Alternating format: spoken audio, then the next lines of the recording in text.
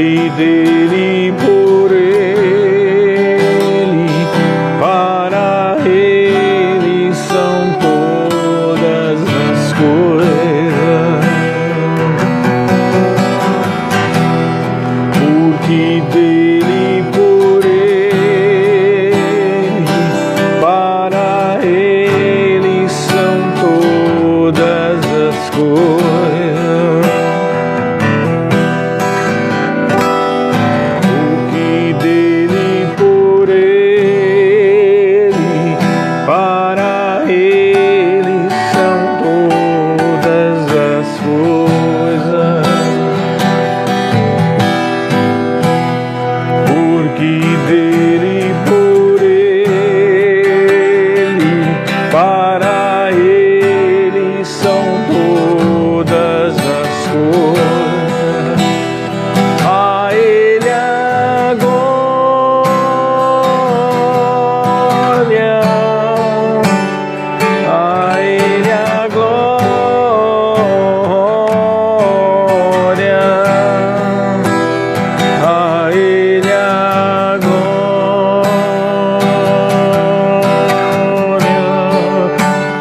Sempre, amém. A Ele a glória,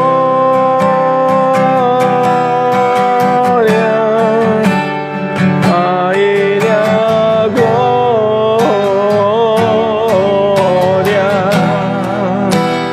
a Ele a glória, para sempre, amém.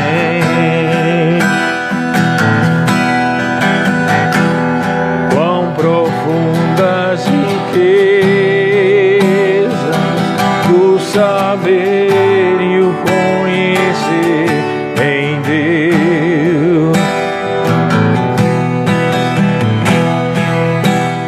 Quão insondáveis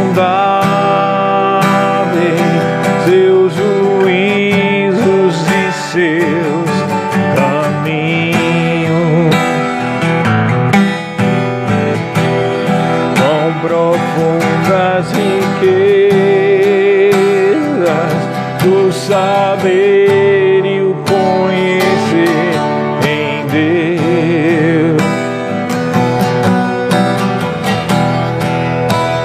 Quão insondáveis teus juízos e seus caminhos. A Ele a glória,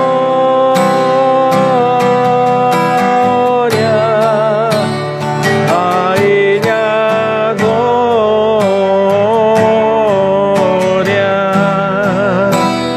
a Ele a glória, para sempre, amém.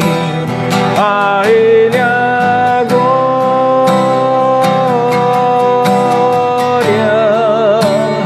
a Ele a glória,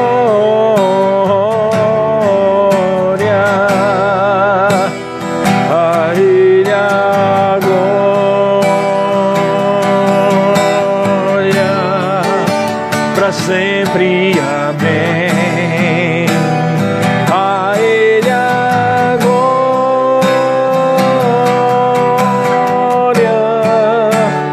a Ele a glória,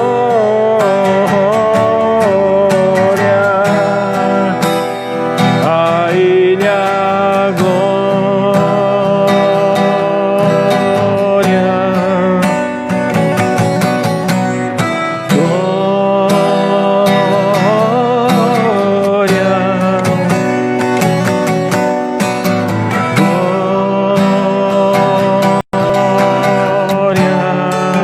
para sempre, amém.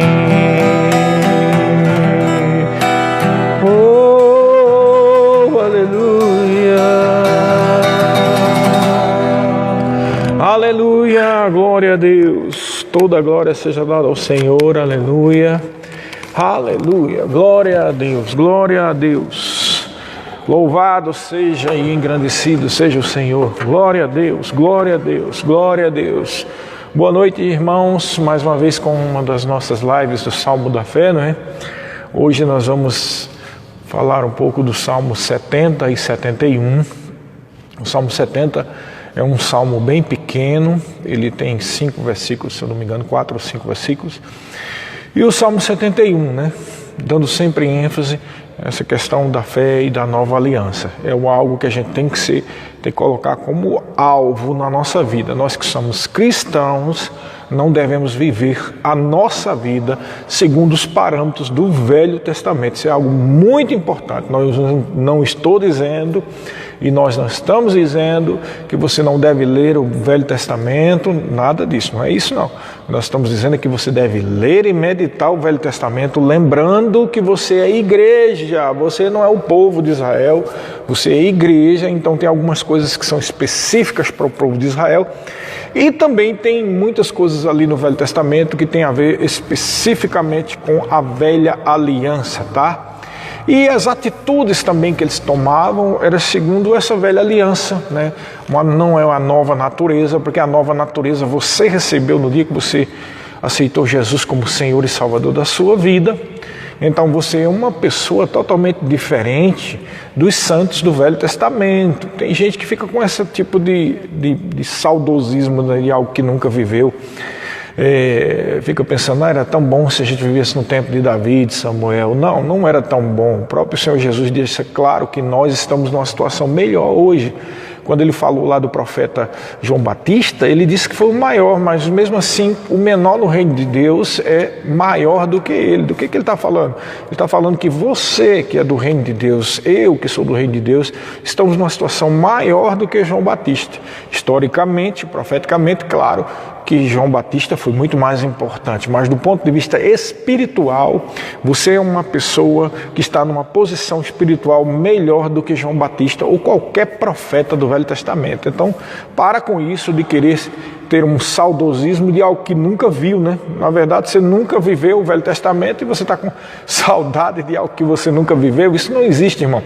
Precisamos entender que nós estamos numa melhor aliança. Hebreus diz isso, nós estamos numa melhor aliança baseada em melhores promessas. Ok, queridos?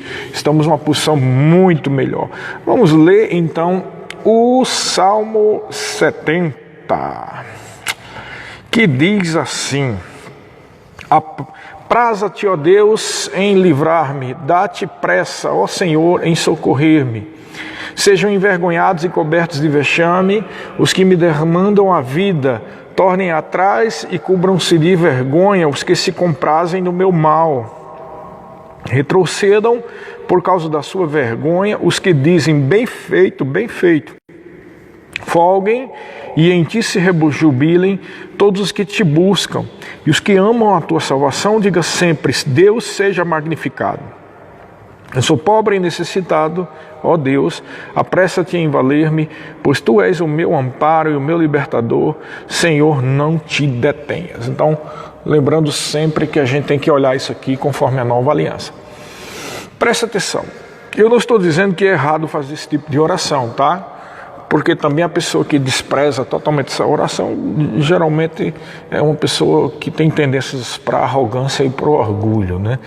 Não, existe uma linha muito tênue, presta bem atenção no que eu vou dizer, que isso você deve guardar no seu coração. Existe uma linha muito tênue entre atitude de intrepidez em fé e arrogância. Assim como existe uma linha muito tênue entre dependência de Deus, submissão aos princípios de Deus e autocomiseração. Os dois parâmetros são muito próximos e é por isso que há muita confusão no meio das igrejas. Pessoas até que falam uns contra os outros, dizendo, fulano está sendo muito religioso e muito autocomiserativo, quando na verdade a pessoa não está sendo assim. E o outro diz para o outro, fulano é muito arrogante, muito senhor de si, quando na verdade a pessoa está agindo em fé. Então, todos os dois lados estão errados. Precisamos entender que quando Deus diz que nós devemos depender dele, né, e fazer orações a ele, e confiar nele, ele está falando sobre a nossa atitude de humildade diante da sua palavra, a nossa atitude de reconhecer que sem ele nós não podemos fazer nada. Né? Tem um livro que o irmão Reagan fala, eu não estou me recordando, acho que é Ministério de um Profeta, ou é o Cristão que Intercede, eu não estou bem lembrado, em que ele reconhece e diz que todas as vezes que ele ia para o púlpito para pregar, ele fazia a seguinte oração particular diante do Senhor: Senhor, eu dependo totalmente de Ti, e sem Ti eu não tenho como pregar. É uma oração dessa. E é verdade, irmão. Quando nós vamos ministrar, por mais fé que a gente tenha e conhecimento da palavra, nós temos que ter uma atitude de submissão a Deus e de reconhecimento que sem Ele, sem a unção do Espírito Santo, nós não poderíamos fazer nada, não é verdade? Mas também existe uma linha muito tênue. Tem pessoas que são tão assim, que misturam às vezes isso com um sentimento de autocomiseração. Oh Senhor, eu sou, como diz aqui no Salmo, um pobre e necessitado, né? Eu estou assim, eu estou assado. Por isso que você tem que analisar com muito cuidado o que está escrito no Velho Testamento, levando em consideração que eles não estão numa aliança como é que você está hoje. Qual é a atitude então do cristão nascido de novo, cheio do Espírito e com a fé? Ele tem que ser dependente totalmente de Deus, ele tem que reconhecer que sem Deus ele não poderia fazer nada, ele tem que reconhecer a presença de Deus, ele tem que realmente depender totalmente do Senhor e ter essa atitude de submissão a Deus e a sua palavra, né, para manter-se longe da arrogância, mas ao mesmo tempo não pode ser autocomiserativo. Como no caso, o salmista disse aqui: eu sou pobre e necessitado. Na verdade, não é bem essa atitude que nós devemos ter agora. Mesmo que você esteja numa situação de necessidade financeira, uma atitude de fé na nova aliança, já não é assim que você deve agir, né? Mesmo que você esteja com atitude, com necessidade financeira, você deve agir, não, a provisão vem do Senhor. Veja que existe uma diferença muito grande entre eu dizer, por exemplo, eu dependo de Ti, Pai, graças te dou porque a minha provisão vem de Ti, tudo vem de Ti, Senhor, e eu rendo graças porque Tu me provisiona, porque Tu és o meu pastor. Isso é uma coisa, e totalmente diferente eu chegar e dizer, eu sou pobre e necessitado, eu sou o pó da terra. Isso já não é mais uma atitude de humildade, mas uma atitude de autocomiseração, né? Então veja que existe uma linha muito tênue e a gente tem que ter muito cuidado, principalmente quando a gente está lendo e meditando em cima do Velho Testamento, porque no Velho Testamento eles tinham essas atitudes muito na alma, né? Muito de sentimento, essa intensidade da alma própria de quem se quebranta diante do Senhor, claro, mas que não tem ainda conhecimento de uma nova natureza e não tem conhecimento dessa autoridade de que só nós temos hoje através de Jesus Cristo, né? Também tem o outro lado, você tem que ter muito cuidado com a arrogância, né? Eu vejo pessoas que às vezes estão cheias de fé e cheias da palavra e tem essa atitude, tudo é religião, né? Ninguém pode chegar e dizer, Senhor, eu dependo totalmente de Ti. Eu me lembro de uma vez, uma época, irmãos, que a gente não podia nem chorar na igreja porque a pessoa já pensava que era alguém que estava em autocomiseração. Mas eu sei que a tristeza, segundo Deus, opera arrependimento, mas eu quero dizer outra coisa, há um choro também que não é de tristeza, tá? Há um choro da presença de Deus. Quando você está reconhecendo a presença de Deus, eu não sei você, mas eu não só rio, né? Mas às vezes eu choro também. Eu choro não de tristeza, mas eu choro porque o reconhecimento da presença de Deus é tão grande que você fica naquele negócio tipo, Senhor, sem Ti eu não poderia fazer, Pai, eu sou grato porque Tu me amas, Tu me resgataste da morte, e aí as lágrimas caem. Então é um choro de reconhecimento, irmãos. Mas eu me lembro de uma época em que alguém chegava e olhava para você e dizia, isso aí não está na fé não, isso aí é um coitadismo, ele está repleto de coitadismo, né? É alguém muito autocomiserativo. Então veja, essa é uma atitude arrogante, não é assim, né? Por isso que é muito bom a gente ter muito cuidado e cada um prestar conta do seu próprio coração e da sua própria vida, porque às vezes o irmão da direita ou da esquerda pode estar chorando e não tem nada a ver nem com reconhecimento de pecado e nem tão bom porque está se achando o pó da terra ou monturo de nada. Não, irmãos, eu já chorei muitas vezes por reconhecimento do poder de Deus, por reconhecimento pela presença do Senhor. Não tem nada a ver, né? Às vezes esse tipo de atitude, assim, muito extremista, que leva as pessoas a não mais se prostrarem diante do Senhor, a não mais adorar, né? Eu tenho muita tristeza quando eu chego em algum lugar onde as pessoas, em vez de estar se envolvendo com a adoração, está todo mundo assim, olhando para cima e com os olhos fechados, e ninguém se prostra, né? Também eu não posso medir, ou melhor dizendo, julgar as pessoas por isso, né? Mas se as pessoas sempre estão assim, nunca se prostram diante da presença de Deus, há uma certa atitude de arrogância nisso tudo, né? Não vou dizer arrogância, mas ainda falta um entendimento maior a respeito da presença de Deus, do reconhecimento da presença de Deus. Eu te digo, quem realmente vive encharcado pelo óleo do Espírito e reconhecendo a presença do Senhor, ele tem sempre essas atitudes de riso, de choro, porque é impossível, irmão. Quando você percebe, ou você sabe, porque sabe, melhor dizendo, que está na presença do Todo-Poderoso, em adoração, vendo a face do Todo-Poderoso, você vai chorar ou você vai rir, você não fica da mesma forma, não é verdade? Então presta bem atenção que esse salmo, ele é bastante, assim, almático, né? Vamos dizer assim, bem sentimental, bem na alma, né? E há também uma atitude de vingança aqui, né? Que nós falamos que no Velho Testamento isso era comum, porque havia os inimigos de Israel e os inimigos da liderança. Mas hoje, embora nós tenhamos inimigos, precisamos entender que os nossos inimigos, na verdade, não é carne nem sangue, como diz Paulo lá em Efésios capítulo 6, mas é contra os principados e potestades, porque o diabo usa pessoas, infelizmente, para ir contra os filhos de Deus. Então precisa você entender e perdoar essas pessoas, porque elas não sabem o que estão fazendo. Amém, queridos? É muito importante você ver as coisas dessa forma.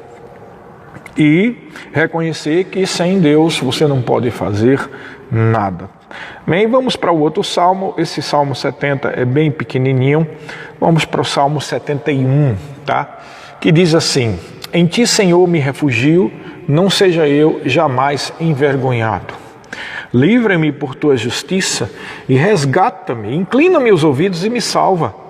Seja tu para mim uma rocha habitável, em que sempre me acolha. Ordenaste que eu me salve, pois tu és a minha rocha e a minha fortaleza. Livra-me, Deus meu, das mãos dos ímpios, das garras do homem injusto e cruel. Pois tu és a minha esperança, Senhor. Deus, a minha confiança desde a minha mocidade. Em ti me tenho apoiado desde o meu nascimento, do ventre materno tu me tiraste. És tu o motivo para os meus louvores constantemente. Para muitos eu sou um portento, mas tu és o meu forte refúgio. Os meus lábios estão cheios do louvor e da tua glória continuamente. Não me rejeites na minha velhice, quando me faltarem as forças, não me desampares, pois falam contra mim os meus inimigos e os que me espreitam a alma consultam reunidos, dizendo: Deus o desamparou. Persegui-o e prendei-o, pois não há quem o livre. Não te ausentes de mim, ó Deus, Deus meu, apressa-te em socorrer. Sejam envergonhados e consumidos os que são adversários da minha alma, e cumpram-se de opróbio e de vexame os que procuram o mal contra mim. Quanto a mim, esperarei sempre e te louvarei mais e mais. A minha boca relatará a tua justiça e de contínuo os feitos da tua salvação, ainda que eu não saiba o seu número. Sinto-me na força do Senhor e rememoro a tua justiça, a tua somente. Tu me tens ensinado, ó Deus, desde a minha mocidade, e até agora tenho anunciado as tuas maravilhas. Não me desampares, pois, ó Deus, até a minha velhice e as minhas cãs, até que eu tenha declarado à presente geração a tua força e as vindouras do teu poder. Ora, a tua justiça, ó Deus, se eleva até os céus. Grandes coisas tens feito, ó Deus. Quem é semelhante a ti? Tu me tens feito ver muitas angústias e males, e me restaurarás ainda a vida, e de novo me tirarás dos abismos da terra. Aumenta a minha grandeza, conforta-me novamente, eu também te louvo com a lira, celebro a tua verdade, ó Deus meu, cantar-te-ei salmos na harpa, ó Santo de Israel. Os meus lábios exultarão quando eu te salmodiar, também exultará a minha alma que remiste. Igualmente a minha língua celebrará a tua justiça todo dia, pois estão envergonhados e confundidos os que procuram o mal contra mim. Amém? Esse salmo, ele, apesar de repetir muitas coisas que os salmistas dizem nos outros, mas é interessante que o subtítulo aqui na minha Bíblia diz assim, súplicas de um ancião. E a gente vê que dá a entender muito disso aqui, sobre a chegada da velhice, né? O salmista está dizendo que desde cedo, desde a mocidade, ele tem reconhecido a Deus.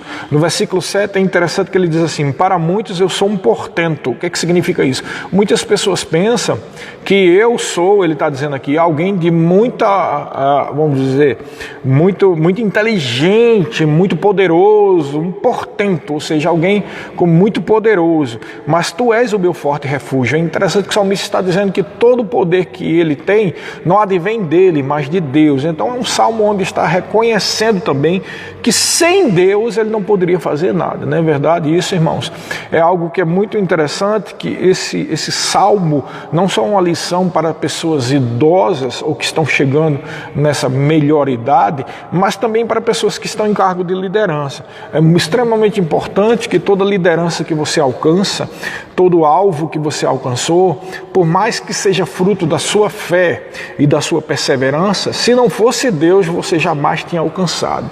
E principalmente no reino de Deus, se alguém está envolvido com o ministério, o que você alcança é muito mais o favor e a graça de Deus, por causa do favor e da graça de Deus, do que propriamente da sua fé ou das suas qualidades de oratória ou as suas atitudes. Tem pessoas que pensam que pelas coisas que faz no meio da igreja merecem alguma retribuição de Deus. Ainda que Deus retribua as pessoas, eu preciso entender que tudo que nós fazemos para o Senhor, mesmo andando na fé, mesmo sendo perseverantes, só conseguimos alcançar por causa da presença de Deus, por causa da sua própria vida, por causa da graça, multiforme graça de Deus. E aqui ele está reconhecendo, né, que mesmo quando chegar a velhice, ele diz assim, olha só, versículo 18, não me desampares, ó Deus, até a minha velhice e as canas. O que são as canas? Os cabelos brancos, né?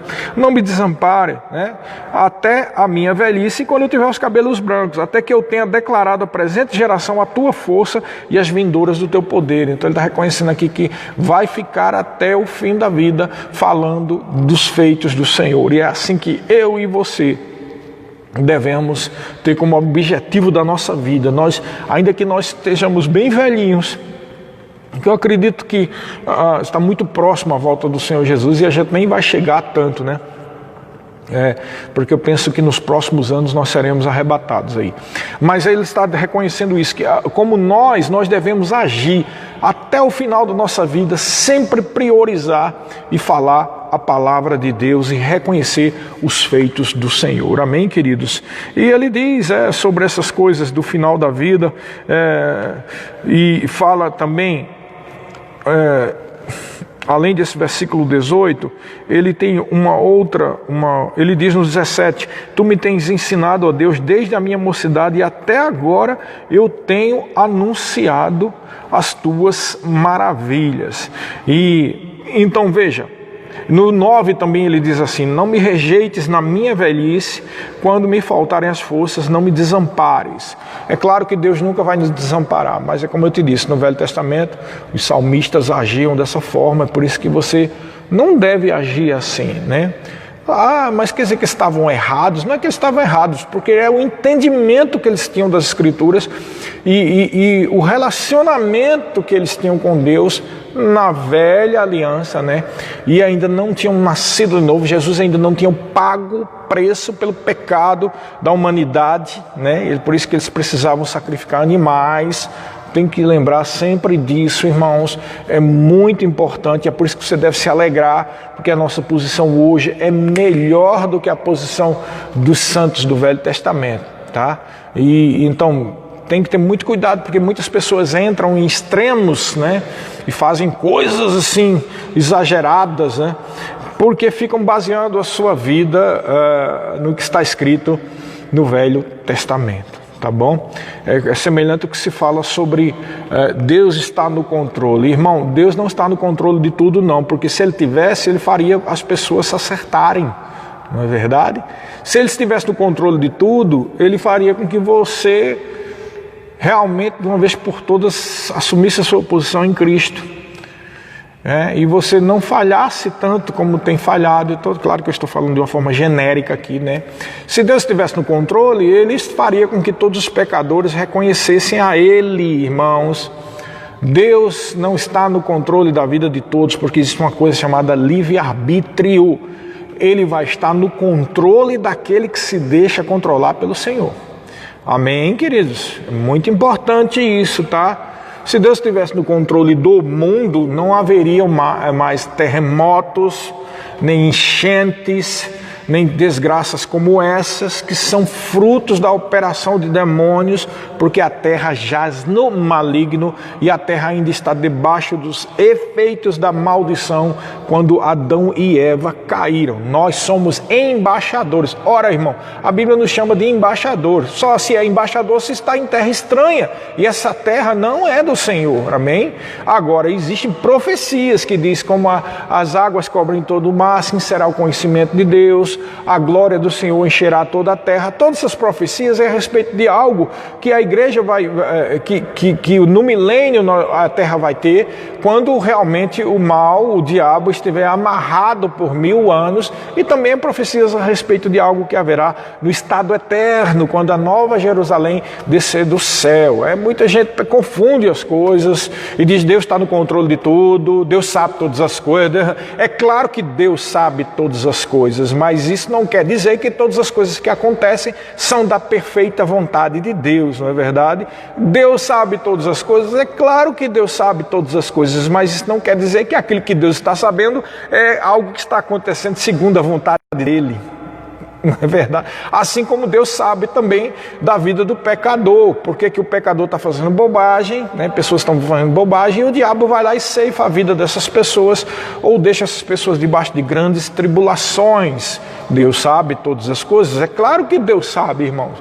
Mas tem pessoas que agem assim. Deus está no controle, Deus sabe todas as coisas, e para tais pessoas parece que está sendo humildade. Não, isso não está. Veja bem, eu disse que havia uma linha muito tênue. Aí já não é humildade, irmãos. Aí é uma atitude subserviente para com as forças malignas que operam neste mundo tenebroso. Vou dizer de novo, isso não é humildade. Para tudo dizer que Deus está no controle, tudo dizer que Deus sabe todas as coisas e não agir em fé, é uma atitude subserviente diante das forças demoníacas que atuam neste mundo tenebroso. Neste mundo tenebroso, se você se afastar da proteção de Deus, muitas coisas ruins podem acontecer. Muitas doenças, acidentes, mortes, tristezas, pressões e tribulações.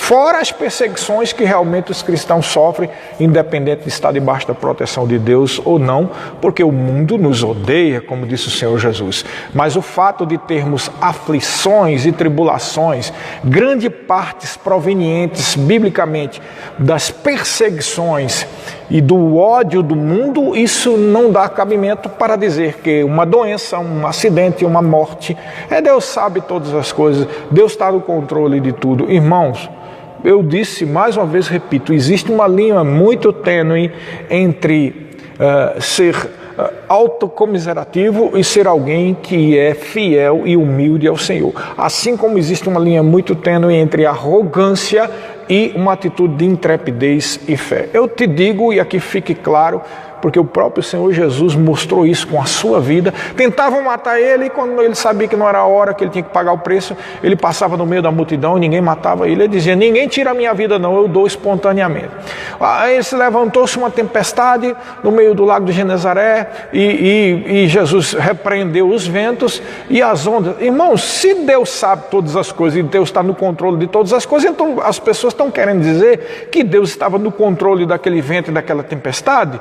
Então então quer dizer que Jesus e Deus, Jesus está lutando contra Deus? Ou o que é pior, Jesus e Deus estavam num conluio, um fazia uma coisa e o outro fazia: ei Deus, tu faz aí o mal, eu pego, combinado contigo, eu desfaço, que é para a minha glória ser aumentada. Irmãos, pelo amor de Deus, falta às vezes até um pouco de coerência nas pessoas, né? É claro que aquela tempestade e aquelas ondas, não era Deus estar no controle, ou Deus sabe todas as coisas, era o diabo, irmão. Do outro lado do lago havia um endemoniado gadareno. Então Jesus foi lá para libertar aquele homem, as forças das trevas que operam em tempestades, em enchentes, em tudo quanto é desgraça deste mundo tenebroso que está debaixo da maldição. Eles vieram contra Jesus, irmão. Mas você não pode ficar numa atitude subserviente, aceitando passivamente que as circunstâncias atinjam a sua vida, não, porque Deus está no controle e Deus sabe todas as coisas. Escuta, eu não estou dizendo que Deus não está no controle, mas está no controle daquele que realmente se entrega a Ele, amém? De coração, porque tem muitos crentes que dizem que Deus está no controle, mas é igual a um, desculpa o termo, um jumento ou um cavalo, põe uma viseira assim e é o que aquela pessoa quer e acabou. Então Deus não está no controle na vida dessa pessoa.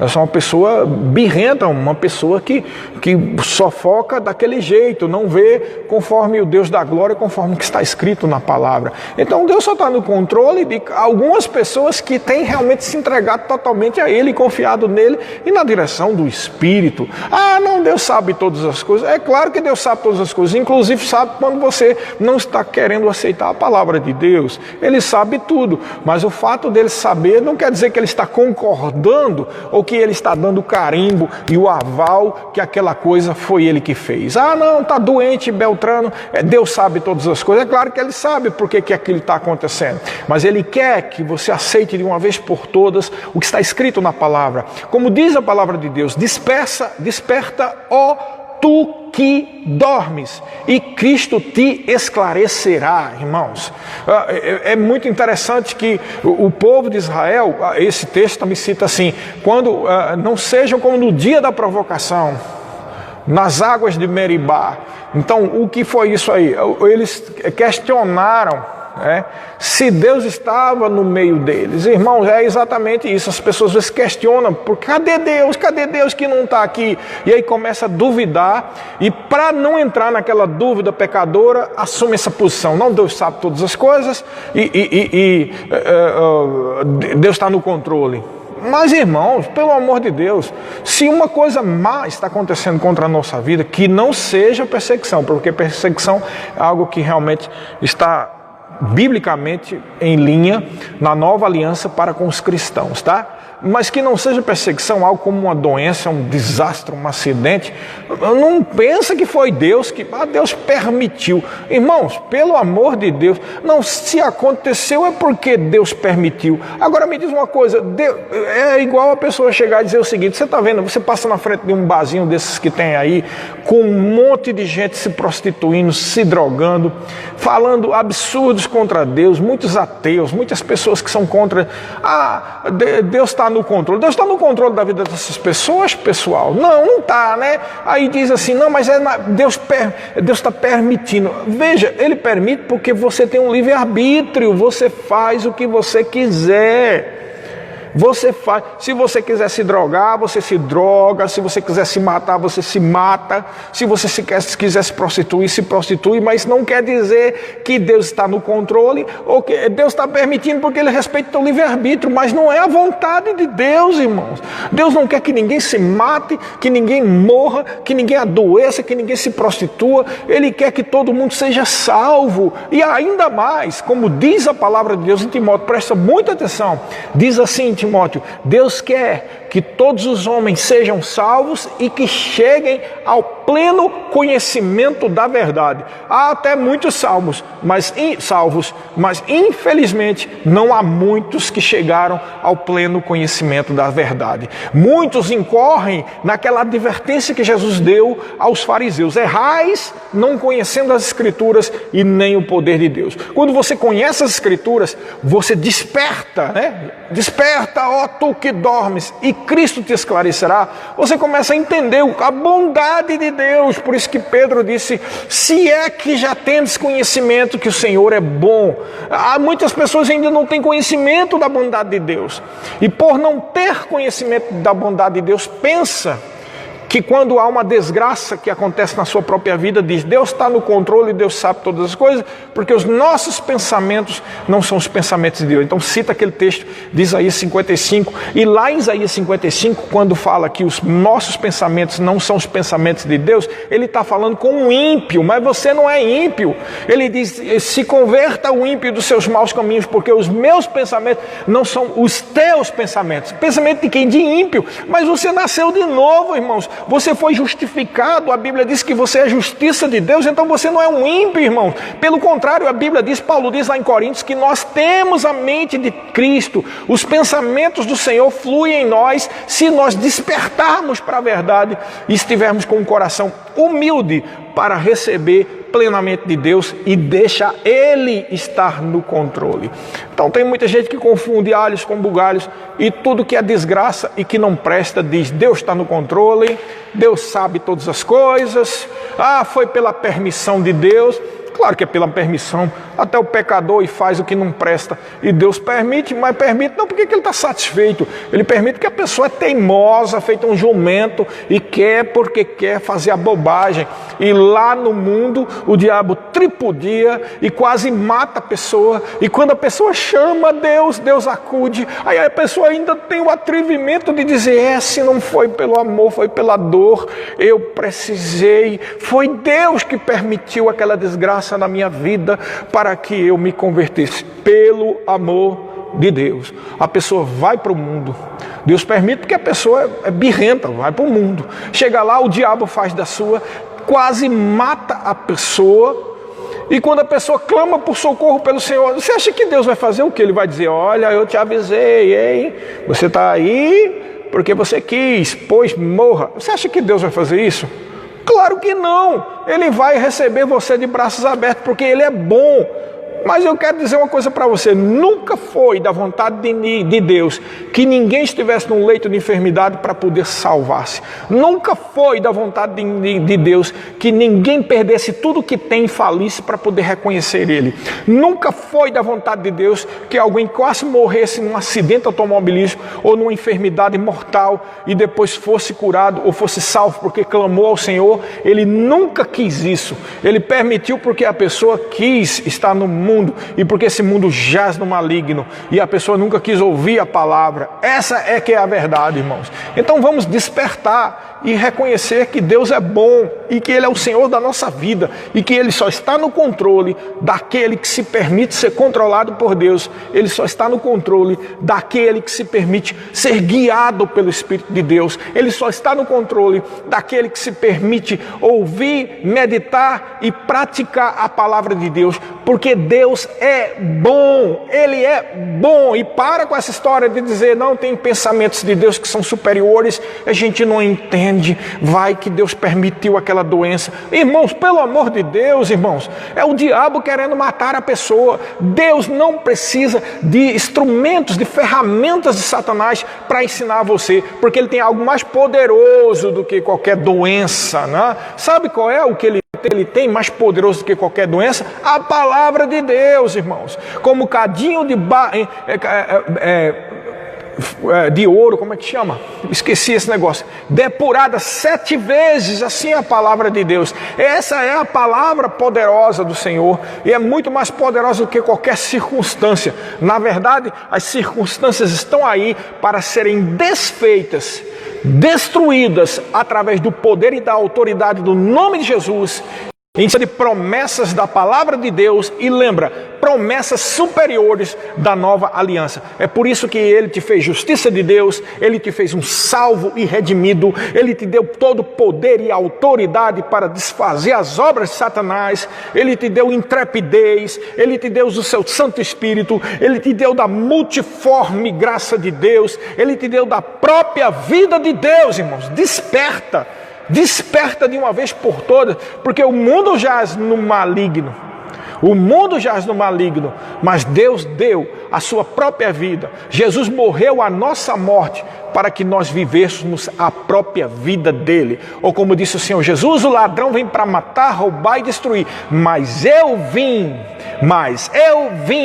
para que tenhas vida e vida em abundância. E tem alguns que dizem assim, é só vida, está alegre aqui no Espírito. Irmãos, ele fez uma declaração comparativa, irmãos. Ele disse, o ladrão vem para matar, roubar e destruir. Não importa se o ladrão era os anteriores que vieram atrás dele, se é o diabo, é tudo obra maligna. É o contrário de Deus, isso não importa. Então o ladrão vem para matar os teus sonhos, matar a tua vida, acabar com você, com tua família, roubar a tua paz, roubar as tuas finanças, roubar os teus projetos e destruir os teus projetos, destruir tua família, destruir tudo. Então vem para matar, roubar e destruir. Aí ele faz o comparativo, mais, uma conjunção adversativa, porém, eu vim para que tenhas vida. Vida o quê, irmão? Abundante, para quê? É o contrário do roubo, é o contrário da morte, é o contrário da destruição. Esse é o nosso Senhor, irmãos. Deus não está envolvido, nem permitindo, nem agradar.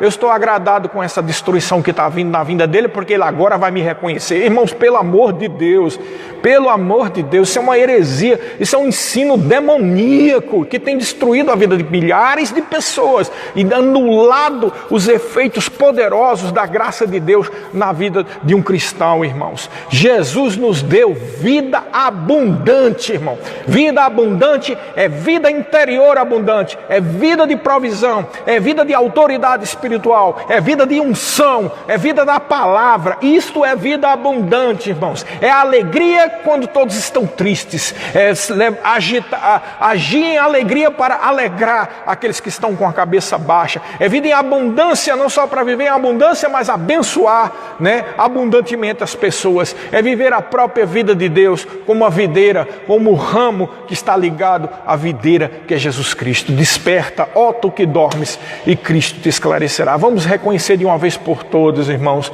a bondade de Deus, porque Deus é bom. Amém? Sejam abençoados, praticando essa palavra em nome de Jesus. Boa noite, irmãos.